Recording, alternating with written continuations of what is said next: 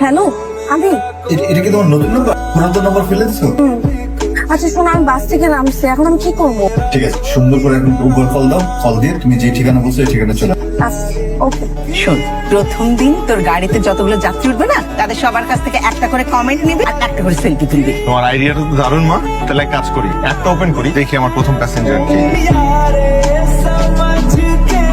মা, প্রথম প্যাসেঞ্জার মনে হয় পেয়ে গেছি। তো ভাগ্য তো ভালোই, মেয়েরা না লক্ষ্মী হয়। আর লক্ষ্মী, আমার ভাগ্যের সাথে তো একটা লক্ষ্মী মেয়ে এখনো জড়ে না। হ্যালো, উবার থেকে বলছি। আপনি আমার লোকেশন মতন তাহলে চলে আসুন। জি জি, থ্যাংক ইউ। আপনি জি।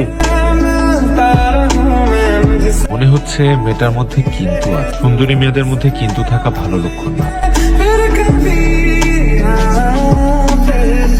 এক্সকিউজ মি, একটু কিছু মনে করবেন না।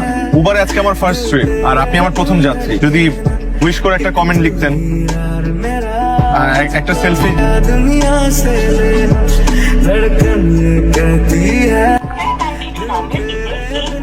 সংযোগ দেওয়া সম্ভব হচ্ছে না। আপনার কাঙ্ক্ষিত নম্বরটিতে সংযোগ দেওয়া সম্ভব হচ্ছে না।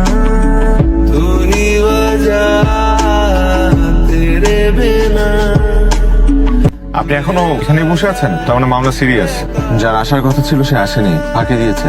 এমনকি ফোনও ধরছে না, নাকি ফোন বন্ধ, এমন কিছু? আচ্ছা, অনেক রাত হয়েছে, আপনি বাড়ি ফেরত যান। বাসে চিঠি লিখে পালিয়েছে। আপনি কি আমার একটা হেল্প করতে পারবেন? আপনি যদি আমার একটা থাকার ব্যবস্থা আচ্ছা, আসুন। হ্যাঁ মা। কিন্তু ভারী মিষ্টি দেখ। সায়নের যে তোমার মতো মিষ্টি দেখতে একটা ফ্রেন্ড আছে, সেটা তো আমি জানতামই না। শোনো, তুমি কিন্তু ফোন করে বাসায় বলে দেবে কালকে তোমার যাওয়া হচ্ছে না, তুমি কয়েকদিন আমাদের এখানে বেড়াবে, তারপরে যাবে, কেমন?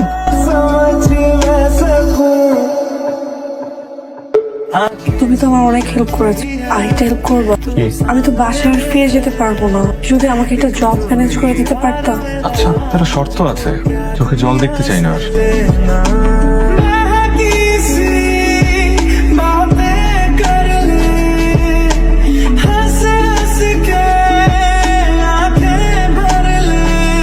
কি এটা? তোমার চাকরির অ্যাপয়েন্টমেন্ট লেটার। আমার একটা বড় ভাই আছে, ওনাকে বলে তোমার জন্য একটা জব ম্যানেজ করেছি। Thank you so much.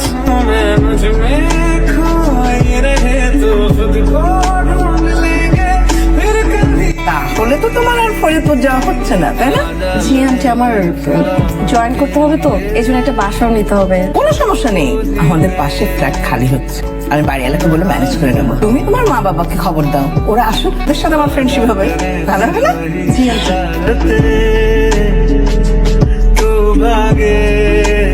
আপা কি কিছু বলতে চাইছিলেন? নির্দ্বিধায় বলতে পারেন। জি আপা, বলেন না। সত্যি কথা বলতে কি, আপনার মেয়ে লাবণীকে আমার ভীষণ পছন্দ। ওকে আমার ছেলের বউ হিসেবে ঘরে তুলতে চাই। আপনি যেভাবে ওকে আগলে রেখেছেন, আপনি চাইলে সারা জীবনের জন্য ওর অভিভাবকত্ব নিতে পারেন। আমাদের কোনো আপত্তি নেই, কি বলো? অবশ্যই, আমাদের কোনো আপত্তি নেই আপা। আলহামদুলিল্লাহ। কি ব্যাপার, দেখে এনে চুপ করে দাঁড়িয়ে আছো? বলবো? বলবো না? ঠিক আছে। তোমার মা আর আমার মা বাবা মিলে আমাদের বিয়ে ঠিক করেছে, দুই ফ্যামিলি রাজিও হয়েছে। আমাদেরকে জিজ্ঞেস না করে ওরা তুমি আমাকে ভালোবাসো না? অস্বীকার করতে পারবে? অস্বীকার করতে পারবো, কিন্তু তুমি তো অন্য একজনকে। আমার আমি বড্ড বেশি তোমার হয়ে গেছি, ঠিক মনে নেই কখন তোমায় ভালোবেসে ফেলেছি। তুমি যেভাবে আমাকে আগলে রাখো, না ভালোবেসে কি থাকা যায়?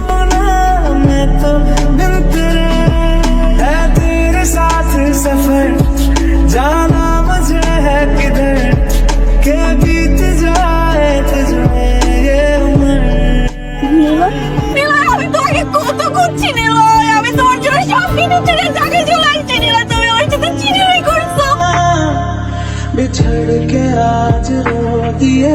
ওর গাড়ি নাম্বার দিয়ে ওর বাসার ঠিকানা ম্যানেজ করছি। ওই চিঠাটা কোথায়? কি আসছে?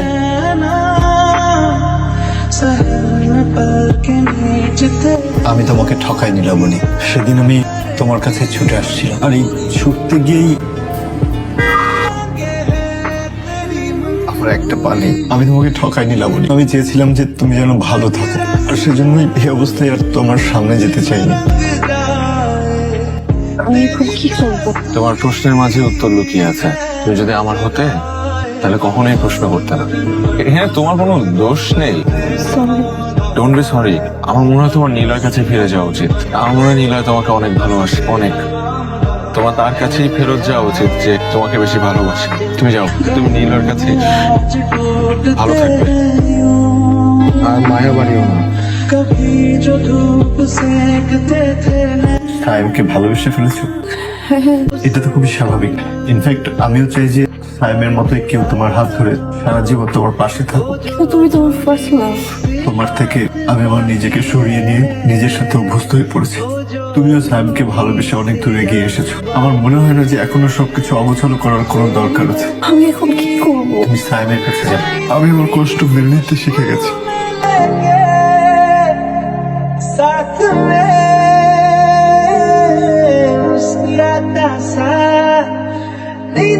জীবনের এমন এক বিন্দুতে এসে আমরা তিনজন মিলেছি যেখানে দাঁড়িয়ে কেউ কাউকে কাছেও টানতে পারছি না, দূরেও ঠেলতে পারছি না। অনেক স্বপ্ন নিয়ে এই শহরে আমি এসেছিলাম, কিন্তু অপ্রিয় শহরে প্রিয় দুইজন মানুষ রেখে গেল।